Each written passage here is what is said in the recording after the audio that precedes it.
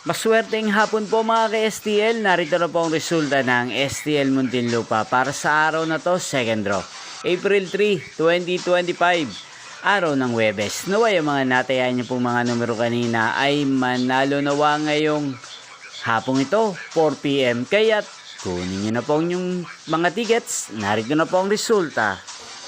Ang mga numerong nanalo sa STL Muntinlupa ngayong hapong ito, April 3, 2025, 4 PM. Second draw result, 9 at 18 in exact order. Sa lahat po ng tumaya kanina sa STL Muntinlupa para second draw ng 9 at 18, congrats po sa inyo, panalo po kayo. At ngayong hapong ito sa STL Muntinlupa, atin pong i-shoutout si Kuya Ruel ng Muntinlupa. Shoutout po sa inyo Kuya Ruel, sana po'y manalo din ang mga numerong tinatayaan nyo sa STL Muntinlupa. At shoutout din mo natin sa channel to si Ate Melanie ng Muntinlupa. Shoutout po sa inyo.